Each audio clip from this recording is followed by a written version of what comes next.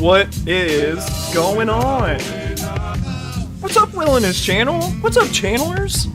Holy shit. It feels like it has been a straight minute. Like, really. I don't know if I want to be Chud Logic green for my alternative color. Seems a bit strange. Probably shouldn't do that. I was doing some recording yesterday, and I had to be Chud Logic green to symbolize.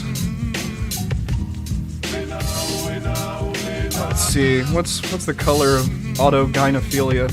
Maybe we'll just keep it orange. What's going on, gang? It feels like it has been a minute. I've been content cucked for the past like 2 or 3 days. Rose Malay flaked on Friday. Car show got canceled on Saturday because San Diego's been fucking storming. You can look it up. It's been kind of crazy. Like, really wet. That's how I would describe it. Folks, I don't know if you know this, but there's such a thing. Some of the animals remembered, or thought they remembered, that the sixth There's such a thing as autogynephilia. I don't know what the fuck this is, to be honest. So guess what we're gonna do before we have a little chitty chat with Smeth at 12 p.m. today. We're gonna look up autogynephilia. We're gonna watch his video. We're gonna take some notes, and then we're gonna talk to him about it. Because something tells me this is, based on preliminary research, this seems like a bit of a oddball topic that no one, agrees on. Some people think that just the premise of autogynephilia is like a, like a term is transphobic. Ah, how San Diego is how I like my women. You may say that. What's up, Toby? How are you today? So because I think that autogynephilia is going to be a debate, we're making a new little, we're making a thing inside of Obsidian for autogynephilia. Just in case it's a bit more contentious than maybe I'm assuming. What would be a good symbol for autogynephilia? Maybe a man, or a dress? Let's do a dress. That'll be the emoji. Autogynephilia main. Perfect. Alright.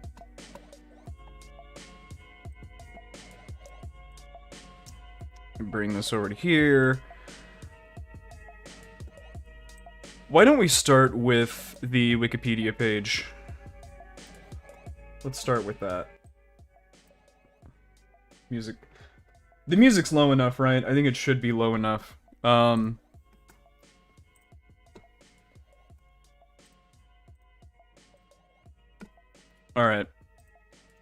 Autogynephilia wiki.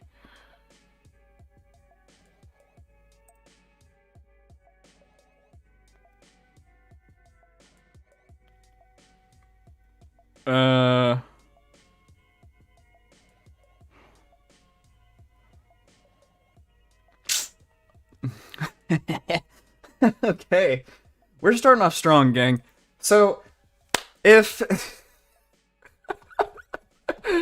Oh, Jesus. So, I don't know if any of you have done research, but, you know, when you Google something and then you type wiki at the end of it, literally, usually a big-ass Wikipedia page pops up with a whole bunch of shit, right? And you know you're always in for a treat when you Google something, and then it doesn't even fucking pop up, basically, in the search directory. Meaning that I'm pretty naive and ignorant on this topic. This is probably less politically correct to talk about than I thought. Can people in the chat who know what this is, can you tell me if this is a politically correct term or not? Can't really hear the music? Good. That's how I'd prefer. Oh, let's see.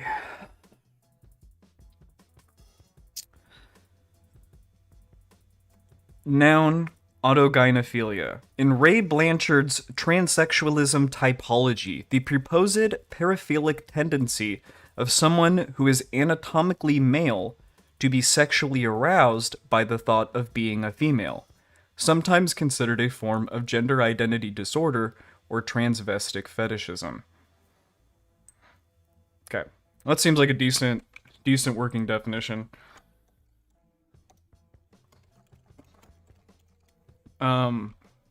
Okay. That doesn't seem that crazy to me. That seems possible, not only possible, but fairly explainable in like one sentence, you know what I mean? Related terms, autogynephile? A person who, okay, boring. Autogynephilic. Okay, if that's stupid. Oh my god, my hands are really cold. Let me go get a jacket. 2 seconds, chat. God damn, I gotta get fucking... Ain't got no heat in this house. Oh, fuck. Oh. I see 5 viewers and 2 likes. I want 3 more fucking likes. Like for the algo. Alright. Whew. Ray Blanchard's transsexualism typology. Let's check this out.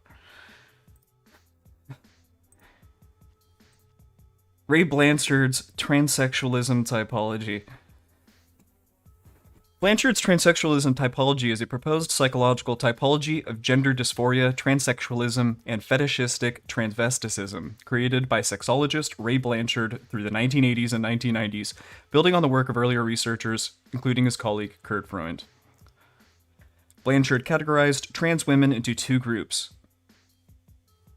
Homosexual transsexuals, who are attracted exclusively to men and are feminine in both behavior and appearance, and autogynephilic transsexuals who experience sexual arousal at the idea of having a female body. Blanchard categorized trans women into 2 categories. Okay, so yikers. All right, we're already taking notes. Okay. Let me get up a little baby obsidian pad for y'all.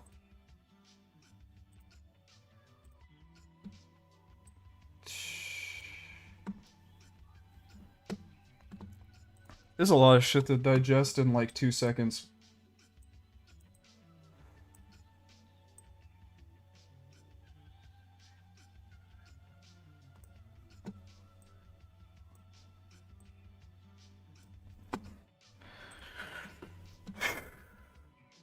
Categorized trans women into 2 groups. Homosexual transsexuals who are attracted exclusively to men and are feminine in both behavior and appearance, and autogynephilic transsexuals who experience sexual arousal at the idea of having a female body.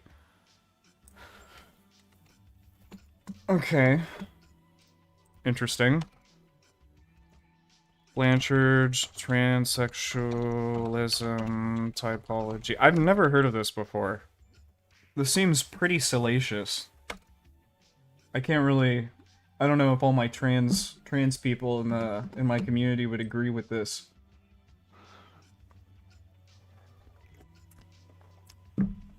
Blanchard's work has attracted significant controversy, especially following the 2003 publication of J. Michael Bailey's book, The Man Who Would Be Queen, which presented the typology to a general audience. Critics of the typology include sexologists John Bancroft and Charles Allen Moser, psychologist Margaret Nichols, and biologist and activist Julia Serrano. The World Professional Association for Transgender Health objected to the inclusion of a mention of autogynephilia that was added to the DSM-5, calling it an unproven theory.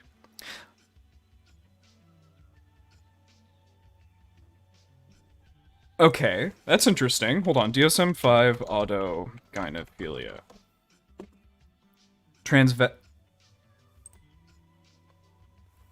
Oh.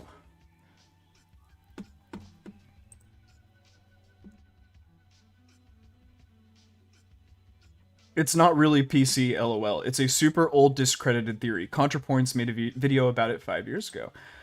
Oh, maybe today is turning actually into a big long day of content. ContraPoints video? I've never actually reacted to a ContraPoints or a Philosophy Tube video before. And I just want to throw it out there. I'm not saying that I do believe this. I'm just doing research on it. I'm gonna talk to Smeth about this, who obviously does believe in this, and kind of where I want to have a back and forth about it. We're on a what I'm trying to say, people, is we are on a fact-finding mission today. So, if I say something really dumb and ignorant, forgive me. Paraphilic. Transvestic disorder is characterized by at least 6 months of experiencing recurring sexual arousal brought on by the fact of cross-dressing. This arousal may manifest as sexual fantasies, behaviors, or urges that cause patients significant distress or impairment in important areas of function, such as social or occupational settings. In transvestic disorder, feelings and distress of cross-dressing are separate from the feelings of gender dysphoria, and individuals identify as their anatomical gender.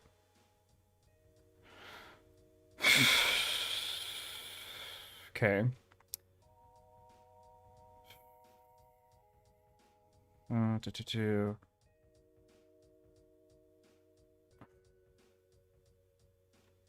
Cross-dressing sessions typically led to sessions in younger individuals, while older individuals typically delay gratification in order to extend the cross-dressing session.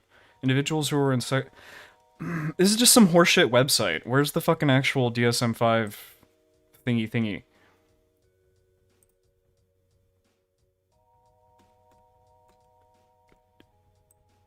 So this is just what they call it in the...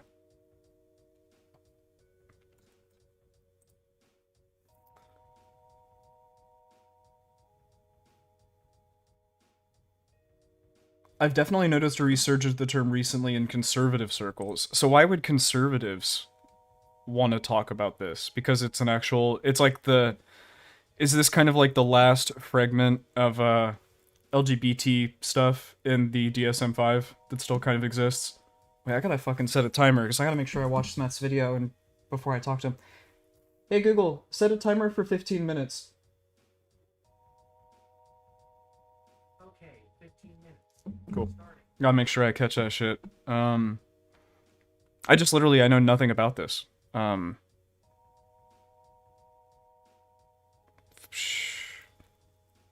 Domino's resurgence in...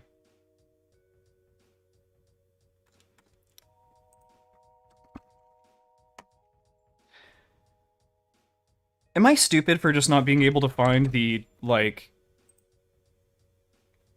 Hold on, let me do this just in case I dox myself. Let's just see if...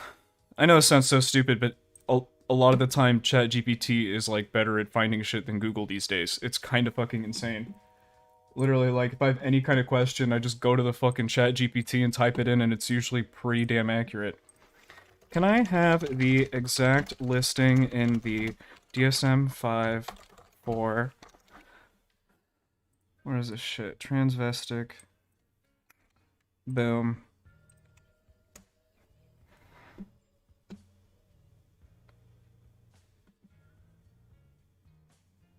Literally though, I'm like, why can't I get this from Google? This is just, I'm sorry, but like Google, you're gonna get fucked by this AI company if you don't like get some better shit.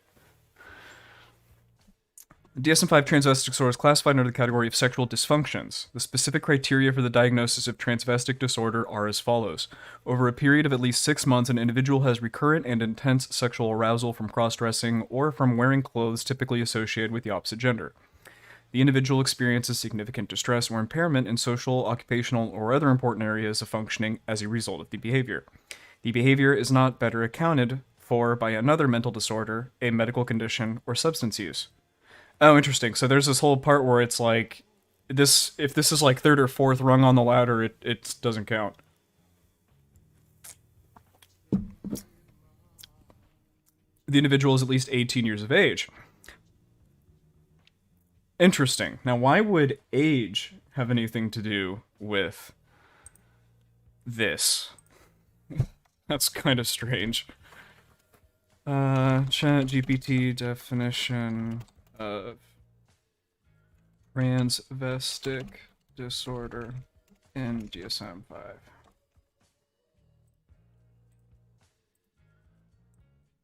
Trans.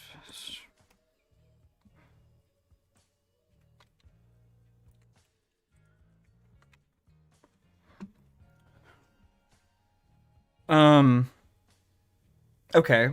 Over a period of at least 6 months, individuals recurrent intense sexual arousal from cross-dressing. Okay, so this seems possible. I could foresee this being a thing. Individual experiences significant distress or impairment in social occupational. Okay, so I mean, if you want to do this so much that it starts causing you distress, versus if it doesn't cause you distress, there are people that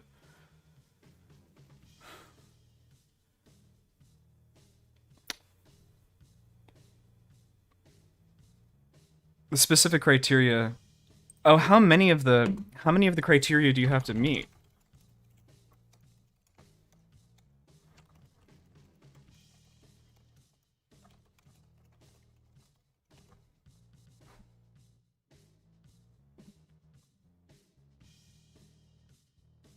Whoa! Really?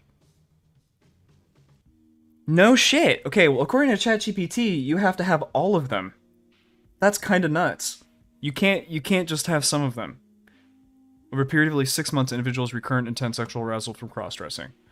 Or do individual experiences significant distress or impairment such as a result of the behavior. Okay, behavior is not better accounted for. Individual, huh? Okay, I mean I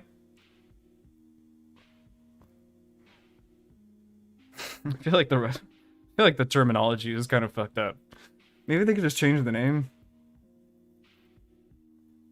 I don't know. It seems to me like this is a thing you could possibly have, I guess. Back to autogynephilia. Major categories turns them into two groups.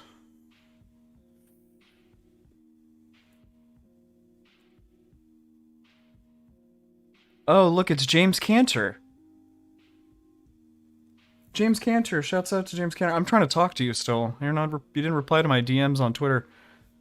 Supporters of the typology include sexologists Bailey, James Cantor, Anne Lawrence, and bioethicist Alice Dreger. Supporters argue that the typology explains differences between the two groups in childhood gender nonconformity, sexual orientation, history of fetishism, and age of transition. Blanchard's typology broke from earlier ones which excluded the diagnosis of transsexualism for arousal in response to cross-dressing. Before Blanchard, a recurring theme in scholarly literature was the idea that arousal in response to cross-dressing or cross-gender fantasy was categorically not a feature of transsexual identity.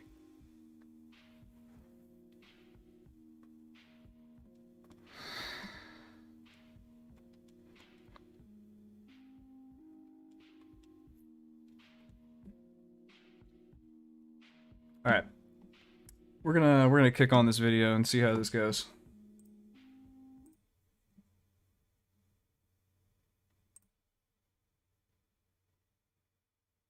Because it implies trans women are sexual deviants. I didn't know. Interesting. Fair. Hey Google, stop timer. Alright, I canceled it. Cool. All right. Let's check out the video.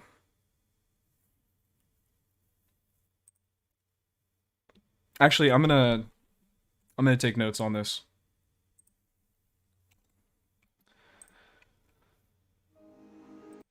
Let's see. Do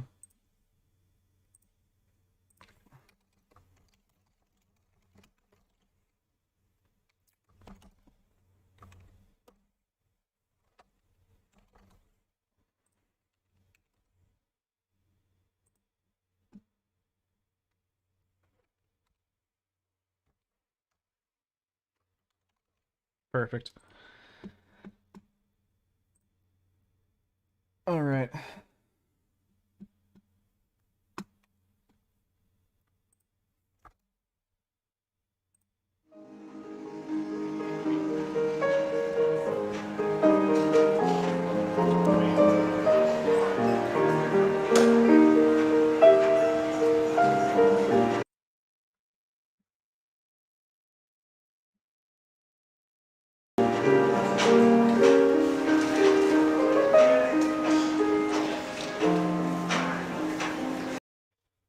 Okay, maybe not 4K 60. I don't know if my graphics card can handle that. Okay, 10K 60.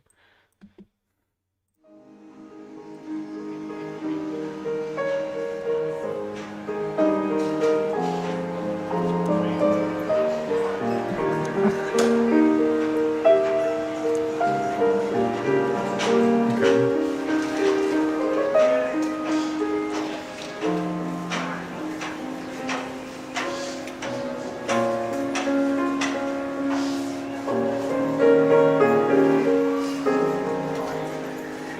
Good boy.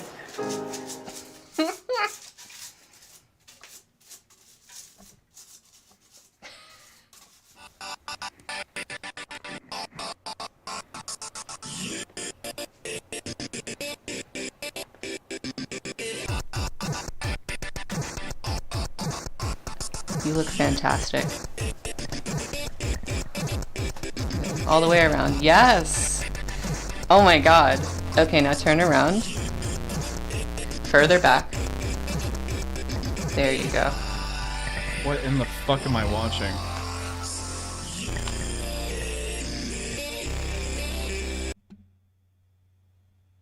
What in the fuck is this, Smith?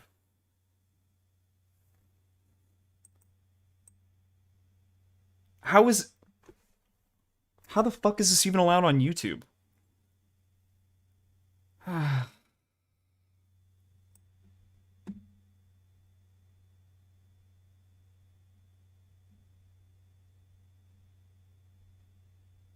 Okay, I mean, we already did it.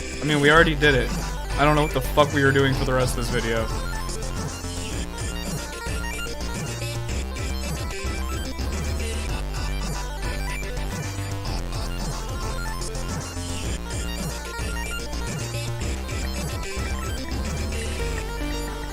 That's more in my face. Yeah, that's the point.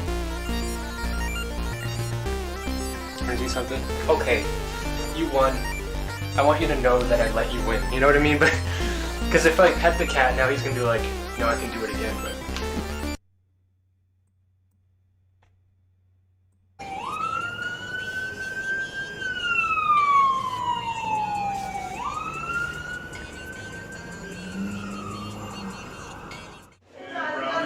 Thank you.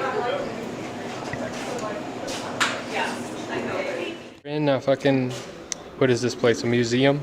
Yeah. And someone asks you, how do you feel about trans rights? Yeah. I don't know. It's weird now because it's so much different now than it was back then because I didn't think that people were as stupid as they are. I'm transgender. I don't know. It just means so much to me on such a deep level. And then there's people who are transitioning for whom it doesn't really mean anything, and they're just doing it for acceptance. People. A woman is trans that Smeth is talking to. She says that being trans means a lot to her. And that other people, other trans people, people saying they are trans, are diluting, I don't know, diluting, changing, something of that nature. People who Okay. don't experience any internal sense of gender, but they are, Oh. but they think that their life would be better if Yeah. they were interacting with the world as a woman, or if they were interacting with the world as a man. My life would be way better as a woman. Yeah, that's like, and then someone could take that and I wanted to. I did want to. change their body for it. Oh yeah, you did, didn't you? Yeah. Talk to me about that. I want to hear more about. Here, you hold the camera. Okay. See, Want- it's different when you're holding a camera. Well, I also just have word weirdness. It's because you're holding a camera. Yeah. I, as an artist, having gone to art school, watching my 70% female colleagues thrive in various ways, and the aspect of being a socialite, I found was very limited being a man, and nobody treated me the same. I wasn't allowed in the same places. Nobody loved me the way they loved women, and I wanted to be loved, and also I have autogynephilia. And those two things came together, and I wanted to transition. And my dad said no. How do you feel towards your dad for saying that? I'm grateful. He did research, and he showed me studies, and he's like, look, this isn't going to be good for you. And I was like, well, that's the point. The point is it's not going to be good for me. Those are the things I want.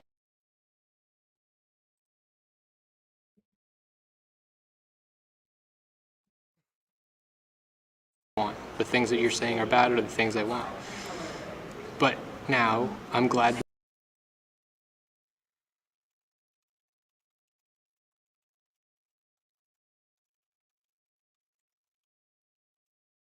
Well, I'm glad we stuck through that insanely traumatic intro. That I became adjusted with my body, and I didn't do that. And I don't think I would have actually gotten much. I would have gotten some, but not all, of what I wanted. And I think that I'm very attractive, and I would not be nowhere near as attractive had I started changing my body. My beef with RuPaul is that there was a time when you could search YouTube and get you could search YouTube for cross-dressing, drag, men wearing women's clothing, male celebrities in drag, and you would get scenes from every movie where that has happened. You would get actual just guys wearing women's clothing, guys in a little bit of makeup. And now, because of Drag Race, I, as a person who has a cross-dressing kink, have struggled to access this content, because when you search YouTube for those things, all you get is Drag Race shit and professional drag queens who are wearing so much makeup that they don't look like men anymore, and they don't even look like women. They just look like clowns, Dolls. caricatures, costumes. I mean, I admire the art of drag, but I'm not aroused by it in the slightest. And I think it's desexualized. I think RuPaul has desexualized drag and cross-dressing. Them mop buckets, one of them big old steel mop buckets, and he fills it up with water. Yeah. Yeah, and when this motherfucker was walking by, Earl just aimed at it, dropped it, and let it go. Alright, I got some criticism. It's your video.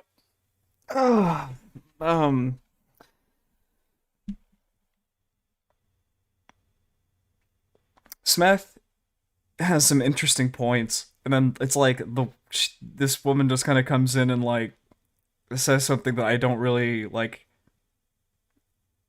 It's she's sad that she has a harder time finding drag queens to sexualize because of RuPaul, and that's why she doesn't like RuPaul's Drag Race. She wasn't like, I hate RuPaul's Drag Race because the representation has done blah blah blah blah blah. It's she specifically mentions the arousal factor. That's kind of bizarre, I feel like. Maybe it's not bizarre, I don't know. I just feel it's kind of Coomer-brained. Fortunately, I made a YouTube playlist, which you can find at The Jerk It list. famous men cross-dressing. Famous men cross-dressing or portraying women, I think is the full title of Thank the God. podcast. I mean, the podcast, the playlist. And it's 80 videos. And I spent a whole week trawling YouTube for all these videos that used to come up, finding them in the depths. That's really horny. And yeah, now it exists. And it has 13,000 views because there are other people who need this. And it has been denied them personally by RuPaul. Yeah. But thanks to me, it has been returned. Well, thank you. You are welcome.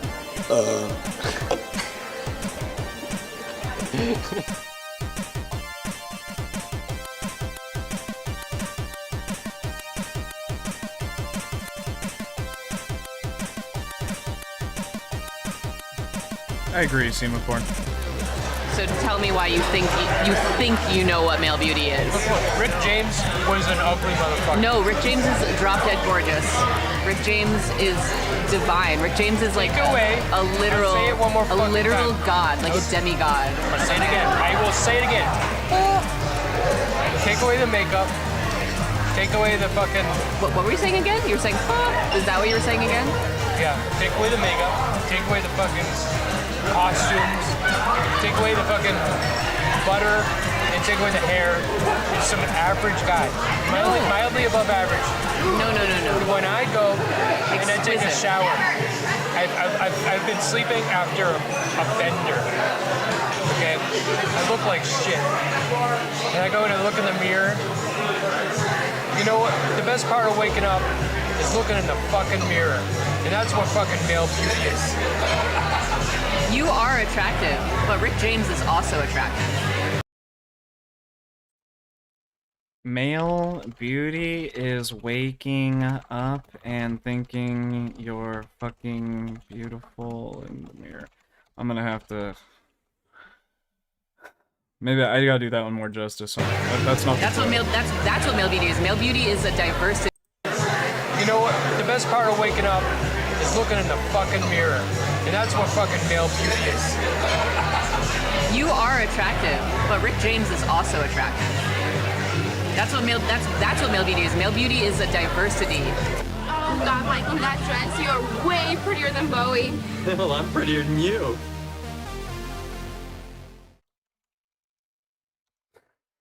Holy fucking shit. Well, damn,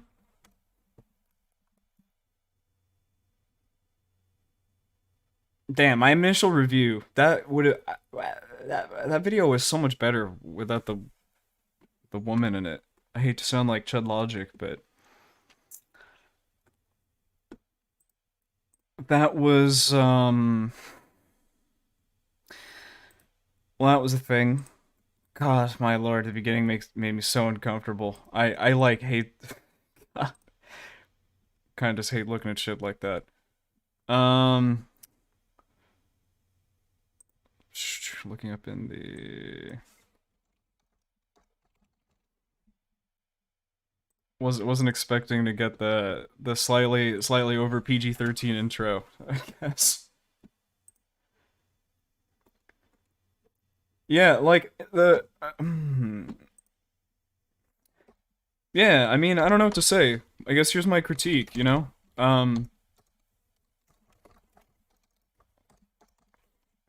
Sheebity beep bap boop bap buddy bat. Scooch over here. Critique. Best Smith video I've seen so far. Hated the intro. It was, like, literally pointless.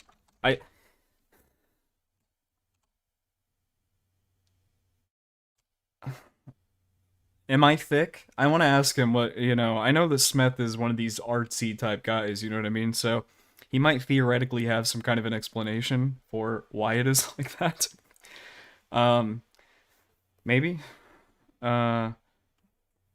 But yeah, that was quite a thing. Hated the intro, it was literally pointless. I really enjoyed Smeth's commentary here, actually.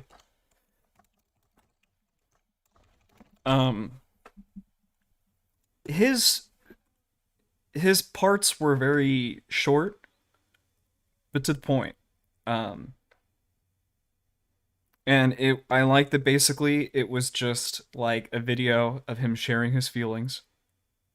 You know, really revealing a bit of himself. And, you know, we all know that I think that something special kind of comes from the more you divulge about your personal and real life to your audience. Like, the more that your audience knows about you and your real life, like, that adds a certain element to your content.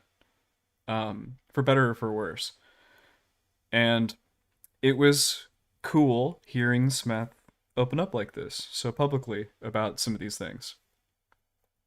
I think it's really cool. I mean, just I feel like that's not an easy thing to talk about, especially on camera. You know, 900 people watch it, and when we're part of online poll, like, our community is already so toxic. Like, You know, people are typing in random Discord chats and shitting on you. Like, it's just,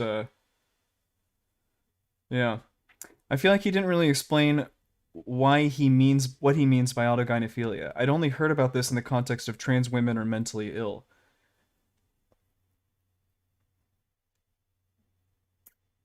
I think that the theme was more like, I know what you mean, Semaphore. Like, my other kind of critique of the video is that I struggle to find the theme, like the through line. You know, the title is I love gynephilia, autogynephilia, and I'm not trans. Um, does him so flagrantly showing off that he's sexually aroused in the beginning of the video and he makes us subject to his sexual arousal? Is that the I love autogynephilia part? Why is everything so... It keeps, like, hiding comments. This is so stupid. Why does it keep doing that? Like, yo. It's chill. It's chill. Like, how the fuck do I change that? That is so annoying.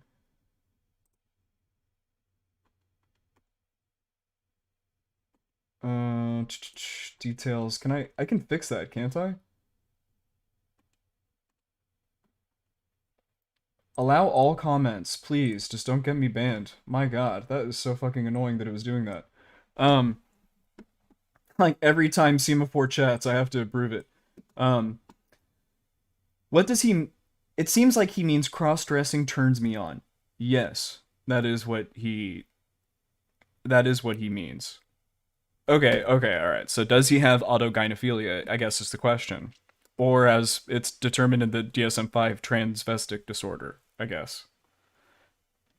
I like to stick with the DSM-5. It has its issues, right? But, like, at least it's a baseline, isn't it? Is that ignorant of me to, you know, we could start here and then we could suss out the other bits? Over a period of 6 months, intense sexual arousal from cross-dressing. Probably got that. Individual experience, distress, or impairment, and he probably has that. I mean, when he was describing when he was surrounded, you know, by when he was in art school and it was 70-30 women, men, and he was feeling the distress, he probably still would feel that distress. And, he probably would still feel that distress. If he had to be in an environment like that again, that probably doesn't go away. Behavior not accounted by another mental disorder. I can't speak for that. Individual 18 years of age, yes. God Lord, I hope so. For what we just fucking watched. I'm not sure of the thematic through line. Unless I just sussed it out right there when I described that it kind of was like he made us subject to his sexual arousal. Like he fucking put us through that. And then that's the I love autogynephilia part. He didn't tell us, he showed us. And then, and I'm not trans. In the video, he tells us why it is that he's not trans. And it's because his father did research and determined that his son had autogynephilia instead. Toby1 Kenobi checked on DSM-5, so what the fuck, you can't access it online? Sometimes the thing is that sometimes when you look up the things in the DSM-5, the disorders, they will, like on the Wikipedia, have the categorization, you know, the 5 things that you need, you know, to have the disorder and how many of them you need and for the duration and all that shit. And some of them are just harder to find. And then if you can't find them, just go to ChatGPT and just type it in, because it has the entire DSM-5 inside of ChatGPT. So you can just, like, pull out, like, the shit right out of there, you know?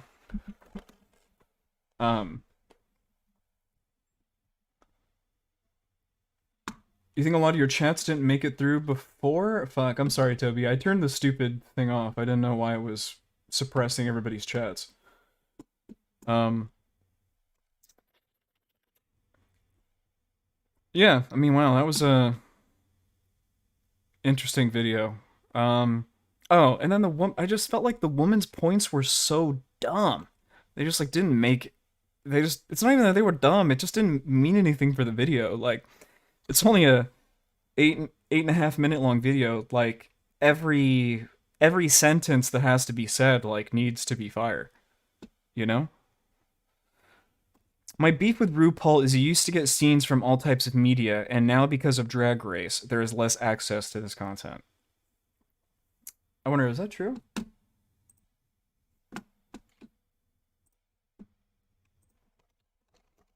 Drag queens.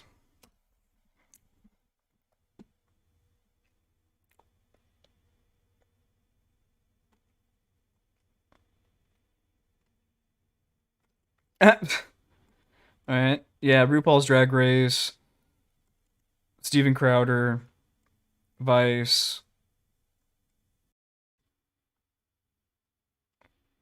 Oh my god. I can't tell if this is just my algo, but like when you type in drag queens, like the videos on the first page are like fucking they're like from the Daily Wire and shit. Like they're high up in the algo, you know? People are watching that content. And then Rick James. Let's all determine if we think Rick James is sexy or not.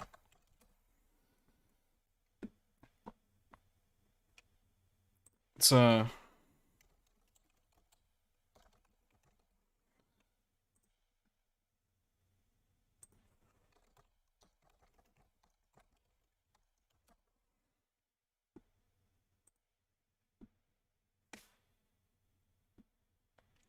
do you think? What do you think, chat? How we rate him out of 10? Oh yeah, and links just don't work in YouTube chat, Toby, at all. If you have God, it's the one bummer about YouTube chat. I don't know why the fuck they do that. I think it's because they don't want bots spamming shit. But yeah.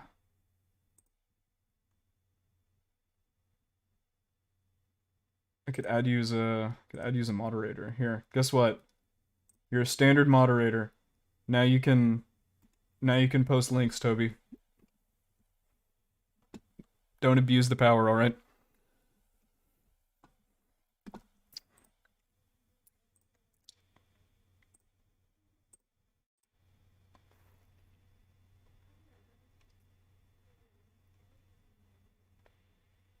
Careful with ChatGPT, a lot of definitions are incorrect, in my domain of expertise at least. Oh, I mean, yeah, for sure. I mean, you gotta cross-reference it, for sure. I've just noticed with the DSM-5 one, it's pretty good.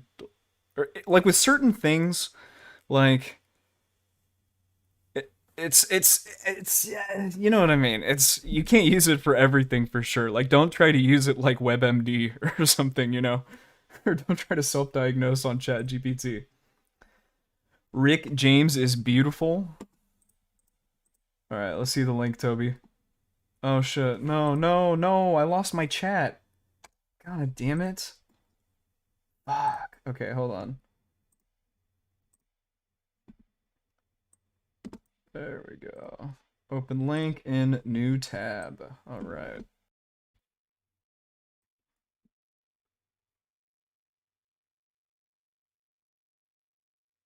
Why did that not work? Copy clean link.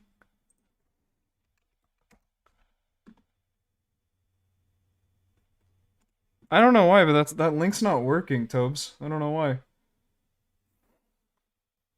DM it to me and I'll watch it.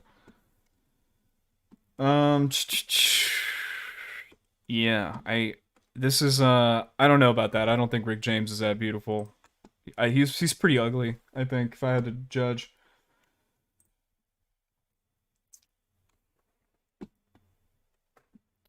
A woman want This was the other thing that I thought was interesting was the so the woman was trans. Okay. But what she was attracted to was drag queens that didn't pass as well.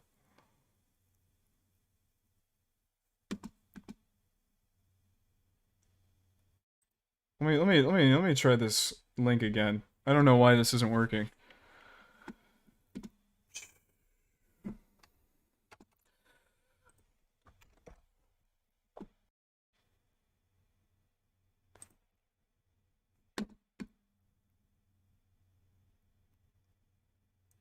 don't know why it keeps doing that.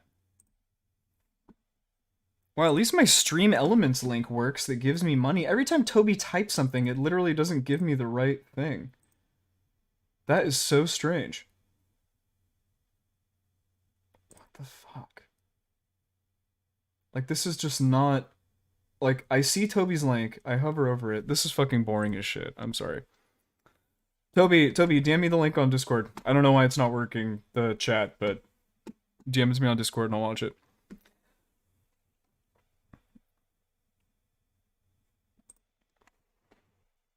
So this woman was attracted to drag queens that didn't pass as well as women. And she was a trans person. Okay, so she wouldn't be classified as... Okay, link shortened. Maybe that'll fix it. I'm down for that.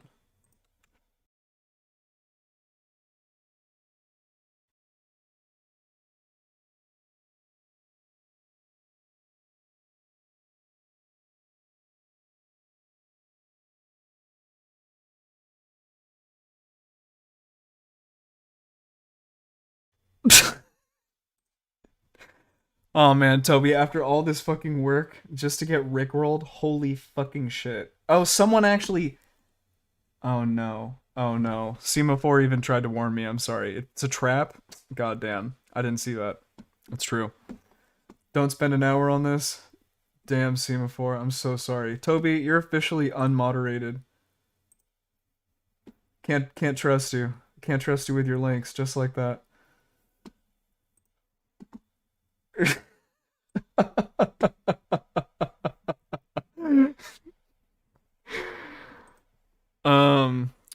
Alright. So we got Smeth interviewing in 10 minutes, so I just want to keep kind of looking at some of this shit. My beef with RuPaul is you used to get scenes from all over media, and now because of Drag Race, you've less access to this content. That was true, actually. That was kind of surprising. I was surprised. It's like literally all RuPaul's Drag Race or React or The Daily Wire. That's kind of ridiculous. There are people who need this. Thanks to me, it has been returned. Smith, Rick James is ugly. Something interesting I find about that, and then the woman says, Rick James is a literal god. To me, this speaks to a strange dichotomy where I think Smith is, in some ways, attracted to regular, to like stereotypical femininity. Almost to the point where, you know, he wanted to be well, I guess that's not true. He doesn't really want to be a woman. He just gets sexual attraction from like dressing as a woman. And I think Smith is straight. I can ask him. But for me, Smith saying Rick James is ugly and this woman saying Rick James is a literal god, it really just speaks to their sexual attraction preferences. Like the woman earlier, you know, said that she enjoyed drag queens that didn't look as much like women. Well, Rick James is kind of like a weird, you know, not necessarily masculine, you know, man. We're just mainstreaming drag queens some more. So Smith trying to bring some new twist to drag or transvestites, like how? Or just mainstreaming drag queen some more. I think what he's trying to bring up is, like,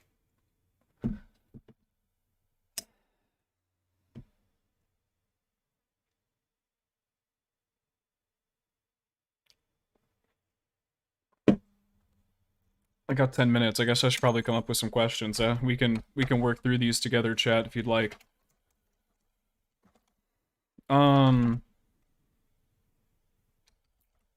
Let's do it, chat. Come on. Give me some questions.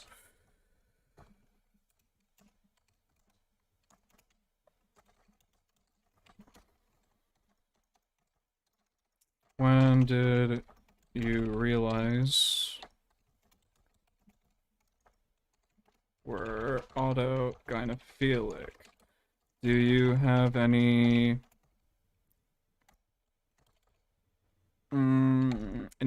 concerns with the optics of that word.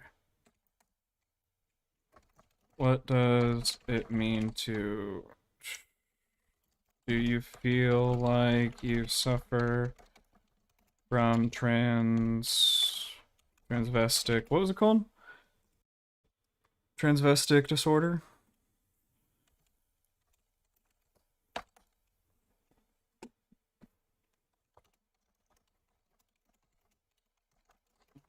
About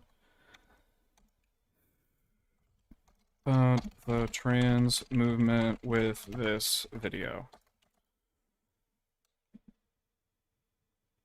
As an artist, expressing yourself through dressing... It's kind of a good one. Some element of the artist coming through when you dress as a woman. Kind of a good question. Anybody else questions? Come on, everybody. There's 5e in here. We haven't got any weird... I need to change the way that I talk. It's not necessarily weird. Does anyone have any questions about the topic of autogynephilia? Hold me to that shit. I'm trying to be better about calling things weird or whatever. Like, if I want to interview strange people, I should not talk shit about them, you know?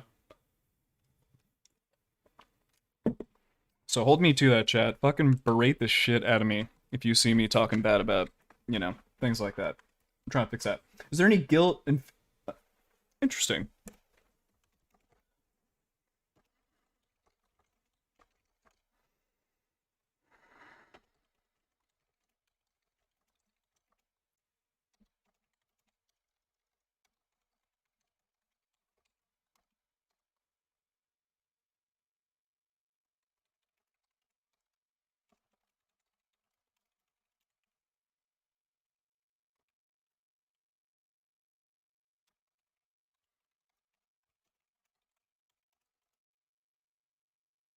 Yeah, exactly, Toby. I just need to get better about that. I mean, when I say weird, I usually mean it in a good way, but I understand that people get negatively called weird all the time, so even if I say it as a good thing, that's not gonna, like, turn them on to having a conversation.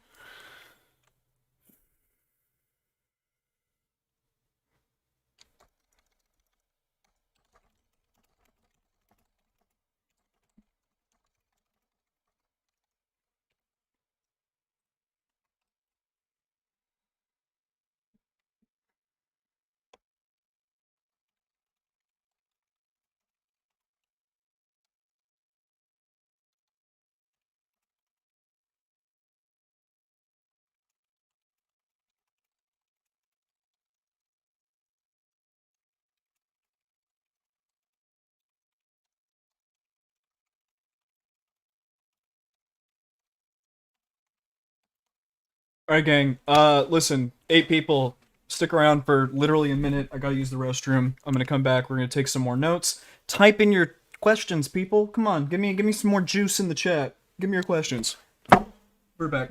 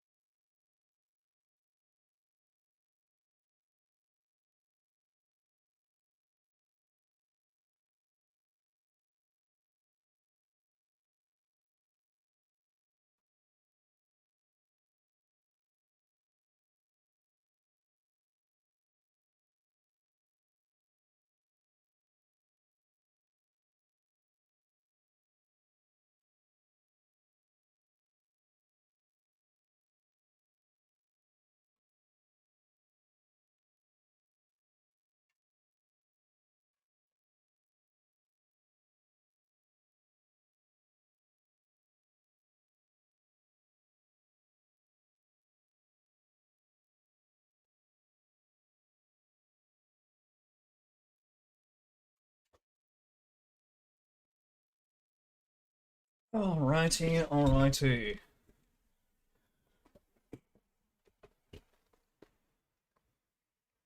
Phew. The caffeine is kicking in. Ooh, alrighty.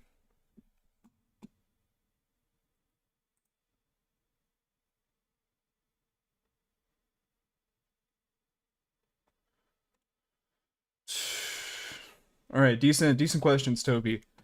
Got 2 minutes on the clock. We should probably DM him on Discord really quick. I didn't even have Discord open.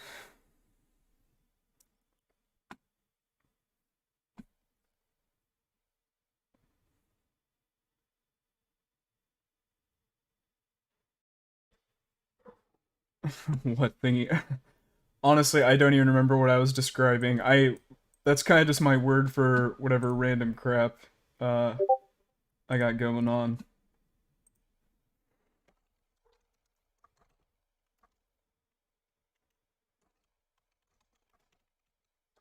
Cool. All right, Smeth is ready when I am. I'm gonna go set up this bad boy, and we will do it.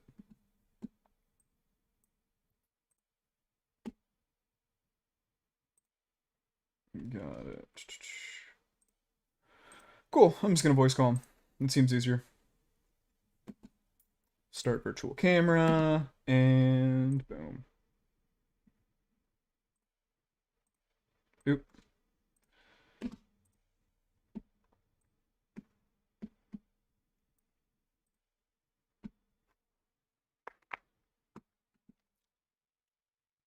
Oh, it closed everything. Hello. Hey, how's it going? Good, good. Just gonna get some things centered up. Accidentally closed like my 9 million windows. What kind of camera do you use? This is a very fish-eyed angle. Yeah, this is a Sony. Forget. I have two cameras now. I have this one's a Sony. What is it? I forget. Oh, 50 Sony A5100. It's a it's really cheap streaming camera. It's got a continuous autofocus, but I got a worse lens for it that enables attachments. So I removed the better lens, but then I used the older, worse lens, but then I added a fisheye to it. Yeah, I like that. It's intimate because it can show my whole room, whole messy room. Gotcha. Alright, you're almost centered up here. Yeah, we literally just finished watching the video. Me and chat. That was I enjoyed it. I think that was probably my favorite video that I've watched of yours so far. Thanks. I'm glad I didn't like spoil myself before the conversation, honestly. I was worried about how you might react to the butt. Well, I mean, admittedly, it made me super uncomfortable, and I just wasn't expecting it like on stream. Like I usually run a fairly PG-13 or less stream, besides cussing, but at the same time, you know, I watched it, right? And that scene happened. Wait, hello? I can't hear you. You cut out. Can you hear me? You cut out. Hello? Wait. Yeah, right. I mean, there was a purpose of. Oh shit. Hold on. You're cutting out. Yeah. Hello? Sorry, did I fix it? Hello. Yeah. I hear you now. All right. Oh, weird. It's still kinda. Okay, sorry. I'm gonna look at it and see if it does it again. My bad. Sorry, long story short, I thought it was really cool. I mean, not the intro, but after I finished watching your entire video, I was like, oh yeah, I guess the intro did have to be in the video. Would you agree? Yeah. Yeah, it's because it was kind of a character study of me. A character study. Yeah. And autogynephilia is a very sexual thing. I mean, I don't know if you can call something like a self-character study, but like I guess you could just say that's a vlog in that case. But autogynephilia is like a very sexual thing, and to like kind of like kind of censor that out of the video would kind of take a lot, I think, away from it.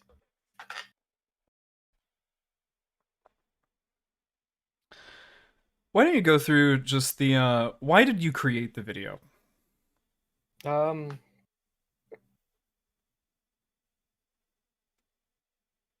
just wanting, just purely wanting to create. It just kind of happened.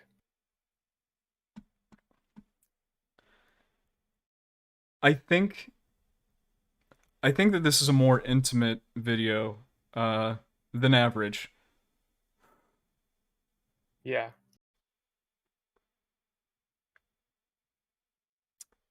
What makes you so comfortable with sharing some of these intimate in your mind? I don't know.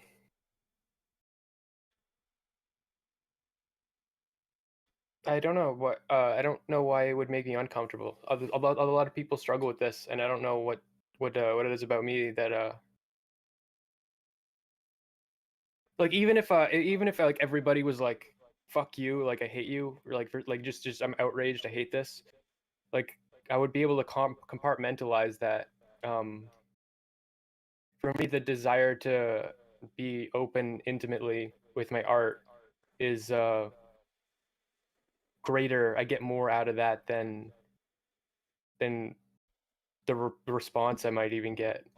But also, I feel like what I'm talking about is something underappreciated or underrepresented, an underrepresented perspective on autogynephilia, and uh, and it's just healthy. I wanted to show my healthy relationship with it, and because like there's such a negative connotation, and people like a lot of like turfs will talk about autogynephilia in a very dismissive way towards like trans people because they believe a lot of trans people have that, and I think that was the case with me. I think there's it's true there's a lot of reasons to be trans, but um, one of the core things for me was that that through line that had a through line for me, and that uh, it doesn't have to be a bad thing. Like you can be a man and be and have that and not be unhealthy. Also, like I watched a little bit of your stream there, and I saw on the you're looking like the DSM and stuff, and I looked at that too, the DSM definition, and the only part I really don't like is that it's considered something to be diagnosable where it doesn't have to be unhealthy. Like it's just a sexual interest or something that you enjoy, or it's not even just cross dressing. It's just like me. It could just be like just a fixation on wanting to have the more feminine role, or you know wanting to be the one that like takes care of the kids. I don't know. They it all can kind of lump together. I don't think you can separate sex from other parts of your life so compartmentalized. I think it's all sort of connected, but yeah, I don't know. Well, like if you're a man and you want to take care of your kids, that's different than being a man and being sexually aroused by taking care of your kids, right? Yeah, that's sure. But um I think that a lot of men are sexually aroused by the thought of escaping their masculinity. Or like so maybe they want to be the one to take care of their kids, and they want to escape masculinity so much that any escape from it seems arousing. And I think that's why I say it's all kind of connected. Like it's not that they are attracted. I would say they're not attracted to taking care of kids, but they're attracted to just escaping masculinity. And the goal is to take care of the kids, but the escape is a different thing. That's the sexual thing. So in your mind, are there like dads that maybe just want to have more feminine roles, and there are dads that might be more like actually sexually aroused from having a feminine role? Or do you think that it's just the person? It's just what the person. I'm sorry, like I in my mind I feel that or I'm kind of making an assumption that there are like men that just want to have more feminine roles. But then there are men that maybe are actually get arousal from having feminine roles. Or do you think that it's just the same person?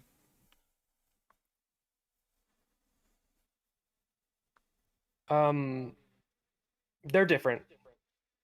It's just different pathology.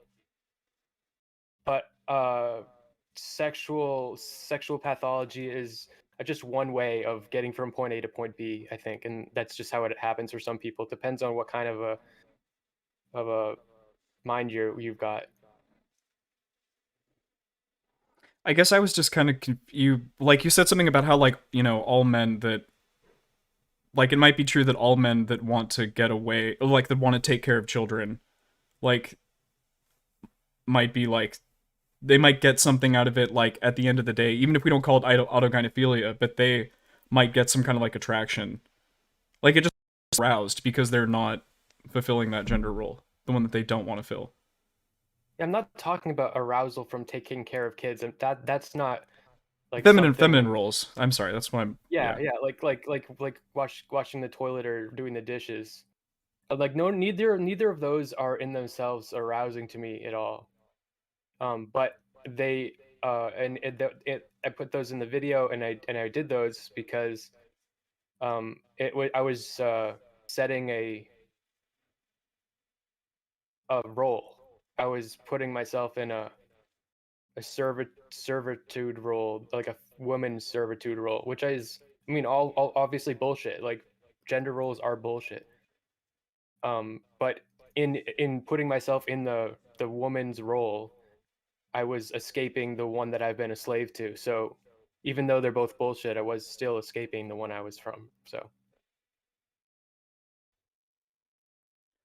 When did you realize you were autogynephilic?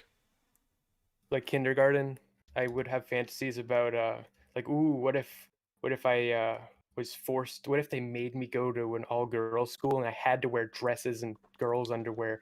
That'd be so weird. And I would have those. But and I remember having crushes on girls, and I was really a real horn dog little boy. Um, but I had those sexual just fantasies. I also was like hyper masculine too, and I remember being in kindergarten and like hyper masculine in like such a performative way. I remember like we would play like hokey pokey and stuff in kindergarten, and I was like, I don't like hokey pokey. This is stupid. I like machine guns. I'm a boy, and it's stupid shit like that. And Okay. yeah, and What yet you I mean? still had these fantasies though, of like, well, what if I was forced to be a girl though? So that that gender role dichotomy was really present, and I was struggling with that as far as kindergarten was concerned. Do you feel like you still struggle with it, or do you feel like you come to a point in your life where you just kind of accept that you have this sexual attraction? Um, for me, uh, like defining my sexuality at all is kind of an awkward thing. Like autogynephilia is like a snapshot of a group of characteristics that you could say that I have. But that's not all my sexuality, and that's just like something that I've explored a lot of different things, a lot of like weird and very cerebral things. I was just talking to Tuna Chip. I went through a phase of like enjoying like writing sex contracts that I thought would be able to actually be scrutinized by the law and like actually work. Um, and trying to find loopholes to make it work. And that was like a fetish for me.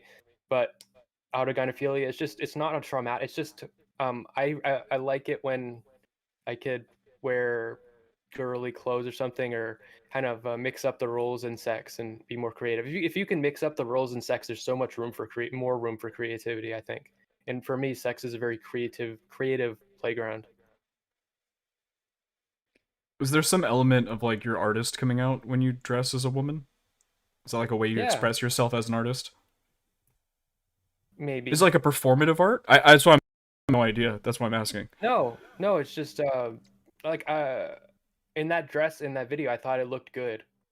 And it's like I don't enjoy wearing girls' clothes that don't make me look good. I like wearing the ones that make me look good, and it just makes me feel sexy and pretty. And I think that's an experience that all or not all, a lot of women have, and I would say that those women in the same way have autogynephilia. And this is another thing that is this is a thing people talk about. Women are socially taught to fetishize their womanhood, and they have that similar experience of autogynephilia, where they're getting a rise out of the wearing the skimpy clothes and like a little bit being a little bit slutty. It gets them going in the same way it would get me going.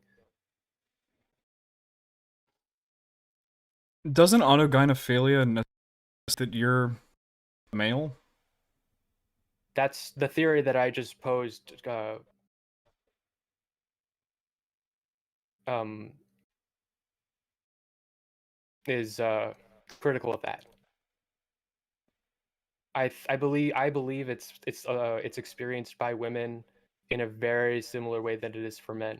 It's less transgressive, but they're getting a rise out of out of being a woman. They're sexually attracted to their womanness.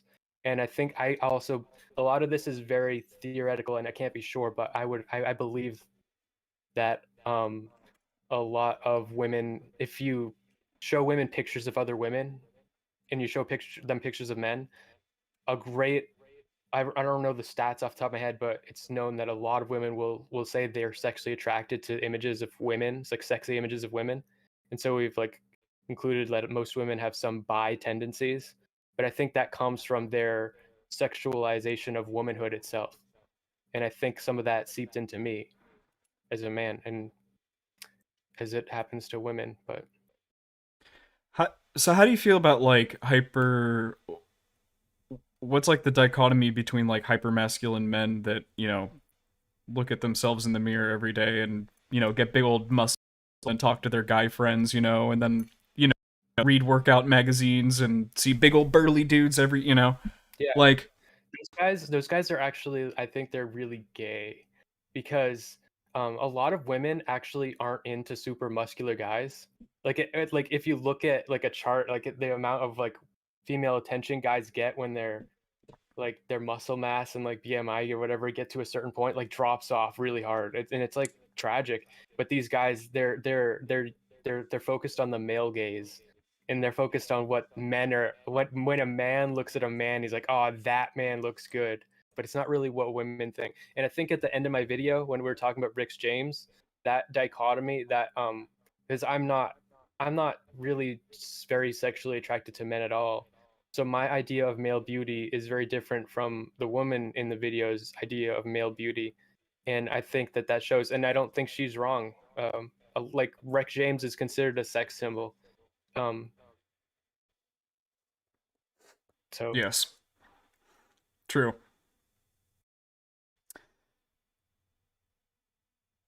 I don't know if I agree with that at all. I'll be honest, but that's fair. I feel like there has to be some kind of a difference between women being attracted to stereotypical feminine beauty traits and like men being attracted to stereotypical masculine traits. So then like the yeah, autogynephilia part is like it'd be the reversal of the roles, right? Like I don't think yes, it's exactly. like, but just to be like, women are also autogynephilic when they look at other women and they are attracted to them. I just feel like that's like the weirdest phrasing of Well, possible. that's not. It's they're not autogynephilic when they look at other women. They're just gynephilic. Um, and when it's with a man being super into being muscular, he'd be autoandrophilic. And if you're attracted to men, you're androphilic. So women are you would say a straight woman is an androphile, and a straight man would be a gynephile. But an autogynephile is someone that's attracted to themselves as that, and so an autoandrophile would be the muscular man. And yeah, so I think that women have gynephilia, looking at other women, because they're taught to be so attracted to their own image as a sexual object.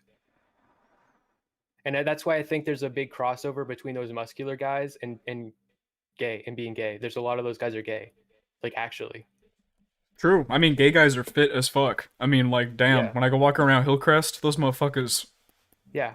out. Last time I was in Miami Beach, there would be like like trucks of like these really fit gay guys. It was insane. Um, do you feel like any concerns around the optics of the word autogynephilia That's what or I'm the other trying one, to like. Yeah, autoandrophilia. It's more so androphilia? autogynephilia. Yeah, it's more so autogynephilia that's very stigmatized, and there's just nothing wrong with that. Like it just means that you're so attracted to women that you want to look at your for attraction to women that you part of you developed some inward pointed fixation toward. I think, and it's there's nothing wrong with that. It's interesting. It's fun. It's fun to explore. I think a lot of women, like so the women in the video we're talking, the video I made, she we were talking about how like drag is like change and stuff, and she wants to see, and she says she wants to see um like men that still look like men, but they're like cross-dressing because she likes men's bodies, and she wants to see like skimpy looking men, with a little like like she wants to see men sexualized in the way that women are sexualized. It's the way I interpret that. It's not from her mouth. That's how I'm interpreted it. And so if you want to be sexualized and you want to sexualize yourself and you have this autogynephilic tendency and you want to kind of make yourself sexy and sexualize yourself in a more feminine way, um, there are women that I don't know if there's not a lot of women that know that they are into that, but I know that there's a lot of women that didn't know they were into that, and I've shared that with them, and they were really into it once I shared it. And I just think it's socially not very normal, but it's just kind of sexy in some ways, I think.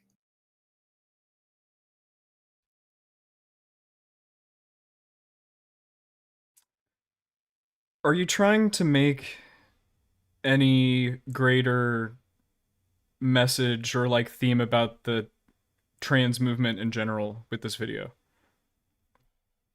Yeah, there are other options. I felt very strongly, and I wanted to transition. Also, it wasn't just the autogynephilia. I just, um, for me, when I was in art school, it wasn't that I just wanted to be a woman and treated like a woman. It was a particular type of woman I wanted to be. I wanted to be because I considered myself non-binary, and there was these non-binary women or these like women that were just starting to transition and they wanted to be a man, but they didn't take hormones or anything, but they'd like just have short hair and just a certain like non-binary short hair aesthetic woman or like trans man like that's not taking hormones, and those people got treated like really well and everybody loved those people, and they were the top of the social food chain. Everybody loved them and was like they were just amazing. They all flourished in so many ways. They had so much attention, and that's with person I had always wanted to be. That's what I always wanted to look like. And I would have said back then, I don't even want to I would want to transition to be a woman so that I could transition back. Like I would, but like I could never achieve that even by transitioning. I wouldn't even be able to get that. Men being androgynous or men being non-binary doesn't get the same result as a woman that's non-binary or like a white woman that's doing the non-binary thing. They get that's a special thing for them. What is it that you think that non-binary white women? What's the special thing that they get? What puts them at the top of the hierarchy? Do you think? Well, they're like the like we people have say that there's no tomboys anymore, but that they're like they're the new tomboy, and they're getting all the benefits of being a white woman, but they're also able to be liberated and free to do whatever they want, and it's just very attractive, very liberatory and attractive. They get to keep all the benefits and get rid of all the bad things. Do you ever feel like I shouldn't word it like that? I feel like a lot of these benefits and negatives for the most part, at least in 2023, are kind of just built up in people's heads. And I think most of the time, with a little bit of self confidence and reassurance, I think a lot of people would break through these things. Like, break through the perceived barriers that they feel that they have by gender. Yeah, I mean, I think I've broken through in a lot of ways, but I think it has taken a lot of work where it hasn't. I mean, I'm 29, and I think you can break through with lots of effort where people just break through naturally. What do you mean by that? So, like, say you're like a 21-year-old, um, skinny white non-binary girl. You get to be liberated from your feminine stuff. You get to advocate for yourself to not be enslaved to your feminine role, but you're also going to get all the benefits and treated just like you're a woman too. And anytime it's bad for you, you're going to be able to fight against it, and anytime it's good for you, you're going to be able to, and people will respect it in each case. Where that doesn't happen if you're a non-binary man. It almost makes you more scrutinized being a non-binary man. People are going to be a little bit more harsh to you in a gender way, where you're just not empowered in such a way. And women are empowered to be sexual, where that is a double-edged sword. It like being so like sexualized enslaves women to a certain role in society, but it also is a short-term benefit, like the attention that you get from that and the status you get from that. And as far as being an artist, I think that is a very powerful thing, like being a geisha. Um, and if you're a man, you don't get any of those things. You don't get the geisha aspect when you're a man.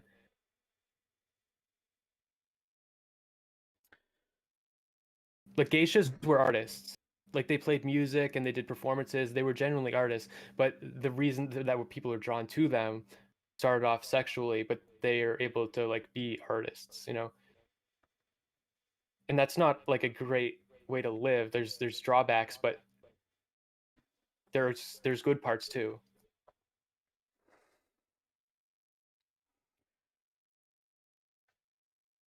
What I guess like what is the freedom that women are trying to achieve in your Well, you mind? mean like these non-binary women or just women in general? Yeah, maybe both. It might be the same answer. Well, women in general, I think want to be. See, it's like I have a lot of criticisms of women and criticisms of feminism because I think that feminism isn't critical of women enough. Um, because I think if women want to move forward, they're going to have to be a little bit more deconstructive of their own behavior. Because I think it's a lot of ways women, as we liberate women like financially and give them like access to like break the glass ceiling, you can do whatever you want. You're empowered in all these ways, but they still want sort of a lot of the social benefits that came from the 1950s and shit. And I think women are still treated like children and coddled. And I'm not saying that they shouldn't be cared for in such a way. I think that it's good that we care for women, um, but I think that we don't care for men. And it's like there's this dichotomy where like women are to be cared for because men are to take care of them. And I think that women, rather than, I'm not saying that women shouldn't be taken care of like that, because I think women just need to be willing to take care of men like that. You know what I mean? Or ready to, or expected to. Like it should be half and half. You know, like Yeah, if we're treating women like children, like women should treat men like children half the time, and men should treat women like children half the time. You know, when it's the important, when you're crying and you need help, you should always be treated like a child. so you would argue obviously like men should probably step up on some of the other more like caring roles too. You know, like men should Yeah. slowly learn to be like more caring members of the household, and they should, you know, Yes. men in general should like learn to get better with their feelings, for instance, a more stereotypically feminine trait. And Yeah. But okay. that's the common criticism of men. But I don't think that a lot of women will say that they want that, but I don't think they're actually ready for that because I think like they only are ready for that when it's convenient. But really caring for someone else that's like having a mental breakdown, like men, if you've dated a lot of women, especially in like your early 20s and stuff, you've dealt with a woman having like a mental breakdown, and then you've had to like be there for her and help her.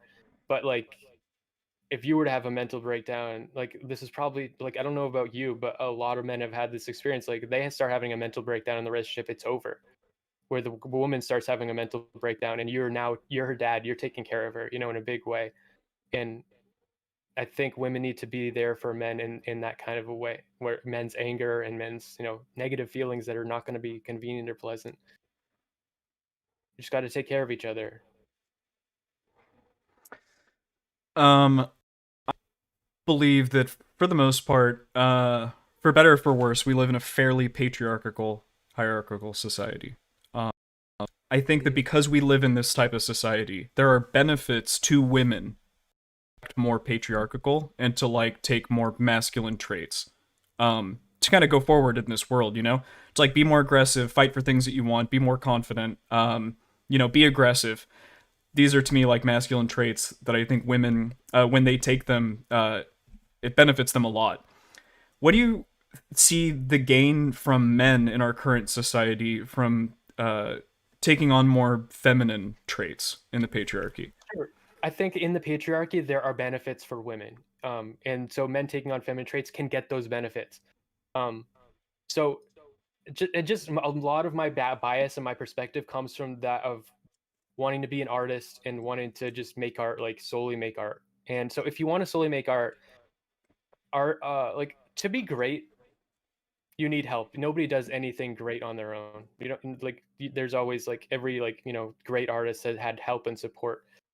Um and a lot of women are able to sustain a life that supports their artwork a lot easier than men, because they get help from men. And so where most women want a man that makes somewhat more money than them, that benefits women, um, and men are willing to meet those demands. That's just the way. Like only like 3% of couples does the woman make more than the man, and those ones don't even last as long. So there's just like really baked into our society. And I think like being willing to stay home and take care of the kids means that you're accessing a support network too that men don't have access to. A support network that enslaves women, because if women are benefiting from being taken care of in such a way, now they're not in control of the money. So now they're not in power, but they get benefit from someone else supporting them. So it's a toss up. I think that we all need access to both halves of that.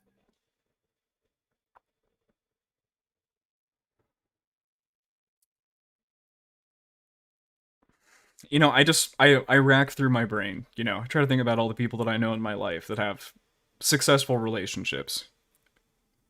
It always seems to me like a good relationship is like, there's a person and they have a, certain number of traits, and like the saying goes, opposites attract, right? And it's never you guys like the exact same shit, because that never works out most of the time. It's you guys have like complementary traits for each other, Mhm. and then you can support each other and go back and forth, and the relationship fosters.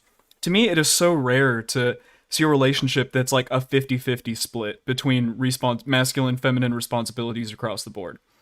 So like, in a relationship where like, let's say the woman is the bread maker, I, at least in the couple that I know off the top of my head, like the man definitely is more stay at home, takes care of the kids, blah, blah, blah, because the woman's making six figures, and works 50 hours a week. Yeah. But so, like, in that Yeah. instance, the man kind of like it takes on the feminine role and like the enslavement part too, like the Yeah. negative aspect. So I guess what I was trying to get to is like I feel like technically, at least in the way that our society is set up, it's like if you choose to have the more feminine role, unless you are really okay with like taking that submissive role, you're always like enslaved to your detriment. Like, do men No, ever have a benefit to like not doing that? I'm sorry. oh, so yeah, no, it's fine. Like I think that unless you have kids, being having kids really enslaves you to a relationship and a role in life. But like, say you don't have kids, like being a stay at home, like taking care of the house, like okay, now like you have all this free time to focus on your fucking project if that's what you're doing. Like if that's all you're doing. Um, but I have got friends that have I've got a friend that was started making a lot of money writing doing web development, he was like a senior web developer, he's making a lot of money. His girlfriend was doing social work, and he was like not happy that it was such a he didn't like that there was an unhealthy dynamic where she depended on him so much. He taught her how to code. He got her a job making nearly as much money as him, because then she could leave him too.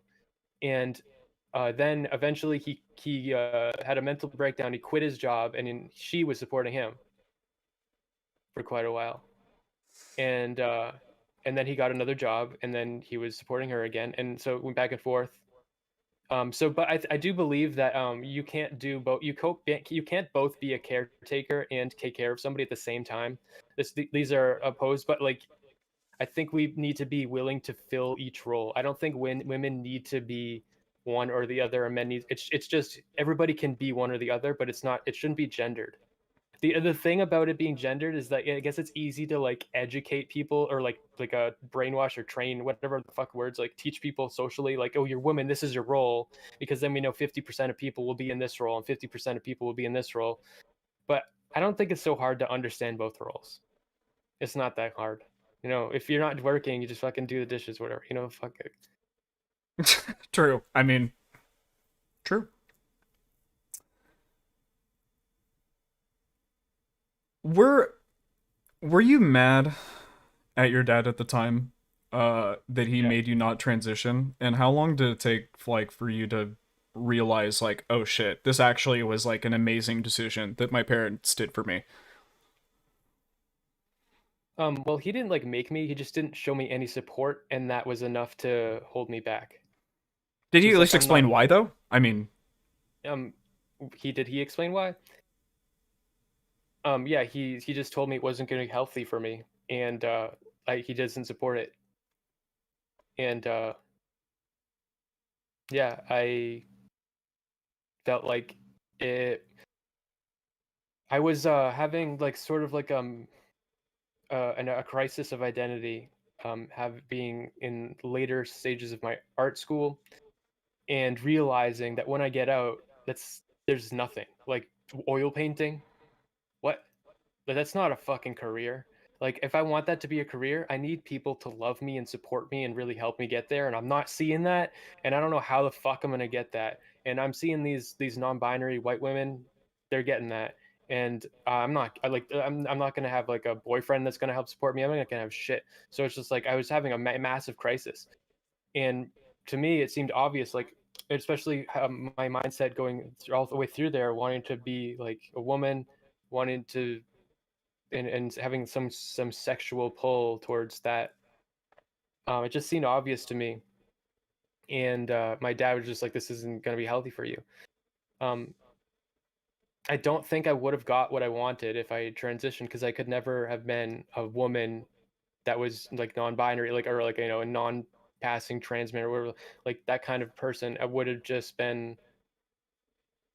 It would have. It would have just made my life worse and harder. I probably would have gotten some benefits from it, because I would have gotten access to LGBTQ like support. But I think that's so horrible that you have to change your body to get access to support. And I've just developed the attitude where I think that men just deserve to be supported without like changing their body.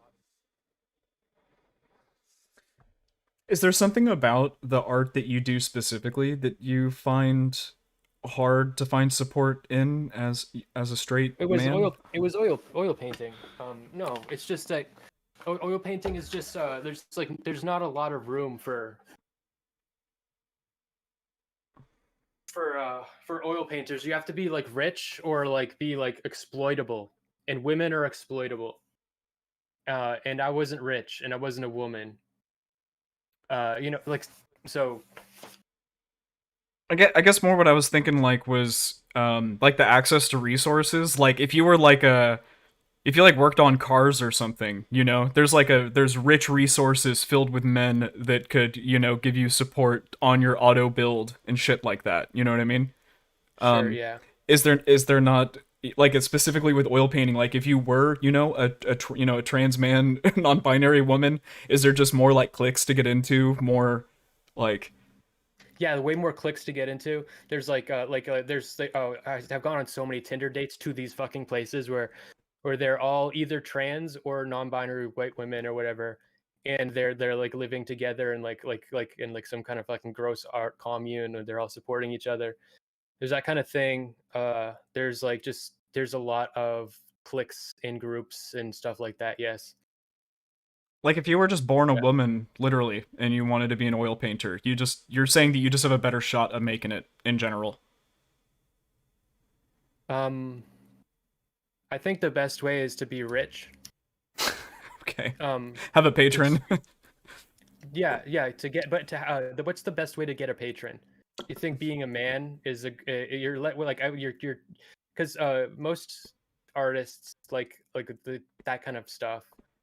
You have one or two rich patrons, and that I mean I could make an OnlyFans, and I would have less patrons than if I was a woman, like a lot less. Just people just don't want to patronize men, and people love patronizing women. And I understand the turn of the language there, but it's absolutely true. And that's It's pretty good. Do Okay, this I guess bit of a meta art question to semi distract from this. Like I've always thought, for the most part, like the greatest artists of all time, they really only ever got recognized like after they died. You know? Like, do you you're ever right. feel like maybe it's just the plight of being the male, just being the artist in general? You're just gonna suffer. You'll be a starving artist your whole life, but you're just gonna make great stuff, and then when you die, at least hopefully your art was good enough to live on. Is that just Maybe but another part of my realization about art, like it's not just the gender thing. That was a lot of like I was putting a lot of weight on that where I think it wouldn't have it wouldn't have solved all my problems, but I felt like it would. I believed it would, but it really would not have. It still would have been hard. It's still hard for women. It is I think easier, but it's still hard. Um, but so for me, I realized like oil painting and dude, these paintings took me a month at least of like really focused work, and I sold a painting these ones behind me. I sold one once in a gallery. It was a student show at a place called Castle in the Clouds in Northern New Hampshire. It's like a really pretty place, and I sold it for $1,200. Now, galleries generally take 50 to 60% of the profit when you sell something. Um, so they took 50, which is nice because it wasn't 60. So I made 600, and the frame cost me 200. So I made $400 off of the $1,200 sale, off of something that took me a month. Um, nice like 50 so that's cents per where, hour work? yeah, God damn, yeah, that like, sucks. yeah, and so like oil painting is just if you want to be a successful oil painter, like that's why I said you need to be rich, not because it's because being rich gives you more time, but also it gives you access to rich people. And you need access to rich people. And being a woman also helps you get access to rich people because you're exploitable, which is a double-edged sword. But it's better than nothing. Um, would you rather be able to get the role on the movie by sucking Weinstein's dick, or just have no access to that? I would rather have the choice. You know what I mean? Like, but that's not a good solution. Obviously, it's not a good solution. I've decided oil painting is just not the best way to go. If you want to make art these days, you got to be in the energy. Um, Shaylin mentioned this, or Mr. Girl mentioned it about Shaylin, but he said that she started doing digital art as a compromise because she was doing traditional art like I was, and she had the same conclusions, and her compromise was doing digital. For me, my compromise, now I've decided I'm gonna make videos, I think, in YouTube, because that's where the energy is. It's not in oil painting, you know. So I know what you mean. People aren't getting monetized off their oil paintings. There's no ad right, revenue. yeah. At one point I had a deviant art when I was like a teenager. I had a deviant art like with like 20,000 followers, and that wasn't monetized. And then get shit off of that. Like there's no like. So, but if I got like a YouTube channel with 20,000 followers, like that's a totally different thing. So, I empathize with this heavy because like literally if I had infinite money, I would just make music in a music studio and take film photography photos all day. I would not be sitting here on live stream talking to you or doing any of this YouTube shit. I yeah. completely get that. So, have you ever thought about like integrating like an oil painting into a YouTube video? Like you could have it be like your thumbnail or like I don't know, like you make like a big ass project and you paint like a month long. I don't know, because like the way that I try to get my shit out is like I make all the music for my videos, and it at least kind of at least semi satiates that, you know. Cool. That's cool. A little bit like I have them in the background, but it just takes so long. Uh, it's also I need like more space. I need like a studio, but even if I could, but maybe if I had, maybe it would be cool if I had like a setup here and you could always see it in the back. You could always see it getting like more detailed. Maybe that would be cool. Um, but yeah, maybe. But I don't know. I guess It's just so much question: work. do you feel like you ever take any of the skills that you use to create oil paintings? Like what? Okay, what skills from making oil paintings do you carry over to creating your videos? Oh, a lot. It's just so it's really hard to oil painting is so meticulous. Because and the way I learned the Boston School, which is the most famous of that school of oil painting is John Singer Sargent, and it's all wet into wet. And I would put clove oil in my paint to make it stay wet for like months at a time. So that because like when it dries, like with like acrylic, you it dries and then you paint over it. But when it's oil paint and it's wet, if you get the wrong color and stuff in the wrong spot and you paint over it, now it just looks like mud and you just ruined it. Like you have to get the right color in the right place and the right drawing and the right tone and the right like value, right amount of chroma, and there's a lot of factors. And like if it's wrong, you gotta like wipe it off and like scrub the oil out of the thing, out of the fucking canvas sometimes. Holy And shit! it's a lot of work, and you have to get it right and you have to know what you're doing. And I learned a lot. I learned a lot about color and design and just visuals. But I learned how to be meticulous with art project. Like to spend a month doing one painting, like one image, really teaches you how to be meticulous. Um, yeah. So I'd say that it did. I did get some skills from that. So you feel right over your videos, like your meticulousness and eye color and You cut out a little bit, but yeah, I think yeah, I got the gist. I learned to be meticulous. My videos, some of my videos are more short and like quickly made. And I'm getting better, but the better I get, the more I'm learning new skills for video editing. And the more skills that I learn and the more tricks that I learn how to do, the longer it's going to take me to edit a video because I'm going to be meticulous. Or maybe I'll not. Maybe sometimes I'm going to try to go fast, because that's the other thing about oil painting is there's different styles, and if you want to be like I was very meticulous. I was the one who did the month-long oil painting, but there's painters that do like really fast impressionistic things, and I learned how to do some of that too. I tend toward meticulous, which is not a good thing as far as marketability, because it takes so long.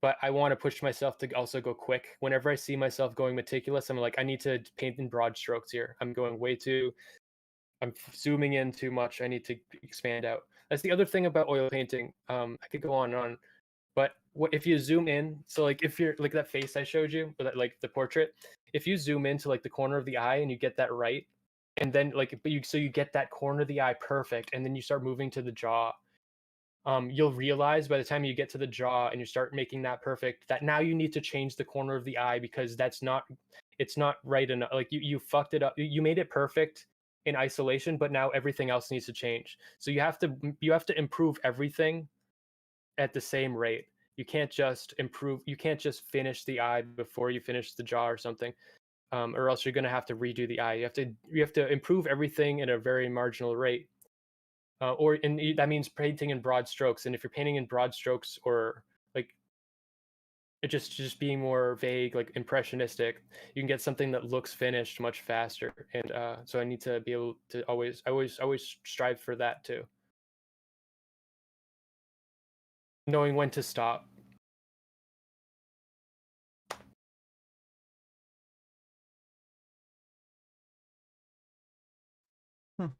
With painting, you're always struggling against your own perception.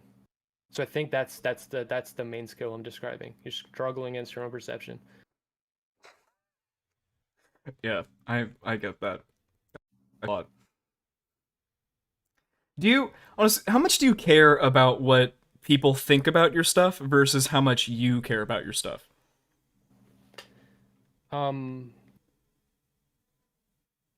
I care more that people think about it at all than what they think about it.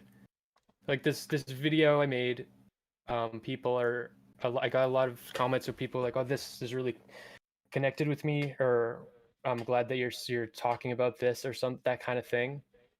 But and that's that I appreciate, and that touches me in a way. But also, if they were saying like, "I hate you," like go die, um, even that is they're still connecting with it, you know.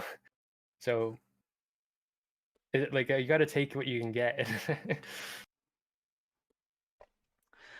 I think I got just like one last little thing I was curious about. Um, I felt like the woman in the video, I had a hard time engaging with basically anything that she was saying. But every time you talked about stuff, I really enjoyed it and I thought it was fairly thought provoking. Um, what She's definitely smarter than I am, I think. So that's interesting.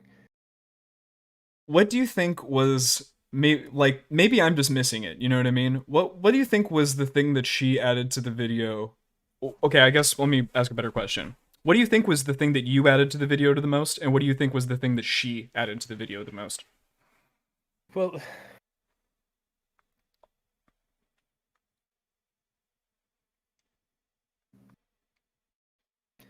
the video is sort of studying me, but also it's my relationship to her, and she's in the video as much like, so it's also, she's also very present in the video, and she's talking about um like the cross dressing and stuff. She's talking about herself. And when she's talking about Rick James being beautiful, she's talking about her perception. So it's two different people's perceptions of reality, or you know, we're not, neither of us, I think, are. It's yeah, it's just very personal. You can probably Like, just I'm relate sorry. to me. Okay, I guess that does make sense. That's kind of like what I was kind of coming, and that's sort of what I was thinking about. The more that, like, after I watched the video, at first I was kind of like, what the fuck did I watch? After I sort of like was dissecting it a little bit, like the two things that really struck out to me was like you were a man that was very much attracted to femininity, and this was a trans woman that was very much attracted more to masculinity. Like her main complaint about RuPaul's Drag Race was that the drag queens looked too much like women, or they didn't look like men enough, right? Um, I don't. I I don't want to say too much about her that's not in the video. But she is not a trans woman. She's got a very unique experience with trans and gender. oh, I thought she said she was trans in the video. My bad. Yeah, but it's just not that straightforward. Got you. but I don't want to speak for her. But I don't want to co-opt any incorrect observations. So Okay. Okay, well maybe we don't have to get into that too much. So the thing about the Rick James though, so like what I felt was like about that part was, you know, you said Rick James is ugly. And then she was like, Rick James is a literal god. And what I kind of took away from that was it's like you know, once again, I really felt like that spoke to more like you're very much more attracted to traditional femininity. Yes. And Rick There James was is a lot not more. like sorry. There was a lot more to that conversation that was actually really good, and you know what, I really think I will make another video with that whole conversation in it, but the reason I cut most of that out is because when that conversation's happening, we're in like a really loud bar, and it's just so loud, and I was able to use the chiptune music from this guy Alk, that I met, that he's really really cool. He's got cool music. Um, it's actually chiptune music from like 20 years ago, so it's actually like from like the beginning of chiptune. He just never like released it, and he released it recently. He's like, "You want to use some of my music?" And I put it in. It was pretty cool.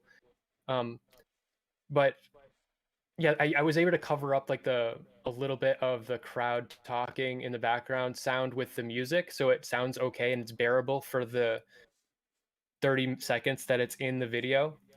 But to have that whole conversation with the really loud bar in the background, I was just like worried it was just way too grating, so I cut most of it out. But I might have that whole conversation. She has way better points than that.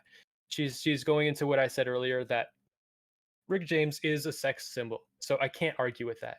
Like, no matter what I say about what I think, he's objectively a sex symbol. I just dropped this metal thing I touch all the time. Yeah, and she's criticizing my perception of what male beauty is, just like what you're saying. And yeah, I understand that in the end I was being pretty vain and saying I was joking around. I was like, no, he's ugly. I'm beautiful. And that's why I ended it with that clip from that 70s show where he's like, I'm prettier than you or whatever. So Do you think Chris Evans is ugly? hold on, Chris Evans. To Captain America. I need to look. Chris Evans. I was trying to think of just like a stereotypical white man's man. No. White man's man. He's not. God, No, Lord. he's not ugly. It's just okay. The thing about Rick James, I didn't say this in our conversation there, but looking at him like more, it's like the thing that I think is his one thing that is like very beautiful is his eyebrows and his mustache. Like he's got a part in the middle of his mustache, and they're exactly the same like size and shape, which gives him a certain level of symmetry, like a really like unique level of symmetry. Aside from that, he's just an average guy. He's just an average dude. Like he looks so average. He's got great clothes and he's got great hair and he's got this interesting mustache eyebrow thing. But if you shaved off his mustache, he'd just be a normal dude. I think it's the stage presence too. I mean, once that man gets on stage, you know, it's a different ball game. Yeah. Yeah, probably. I think that's pretty much it for me. I appreciate it. Thank you for the conversation. All right. You're welcome. Peace. All right. Peace. Bye. Well, all right, gang. That was stream. I was lagging really hard in the middle of it, and I had all of my windows, so I chat or anything. I'm gonna look at chat right now. I need to get my audio shit straightened out. I have no idea why it lags so hard. I think it's my fucking PC. Honestly. Wait, how 70 concurrent viewers? That's not real. Wait, what? Wait, what? Wait, what? I'm still cutting out? That's great. Like my video. Oh, Chud Raid. I didn't even notice. That's so funny. Chud, I appreciate you.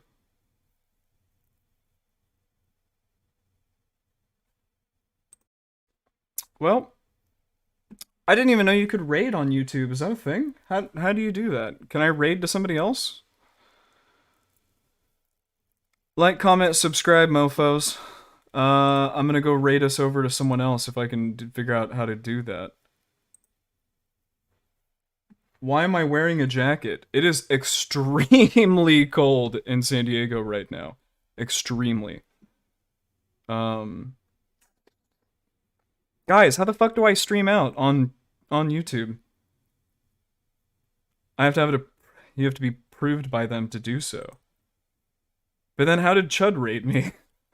I didn't approve him to do it. That's such a bummer. All right, 60 concurrent viewers. I'm just gonna have to figure out how to do it later. Thanks for coming along. I hope you enjoyed the conversation. I'm sorry if there was tons of lag and stuff, but it's how it is. Will and his audio engineer degree still sucks with audio. You guys have a good day. Peace.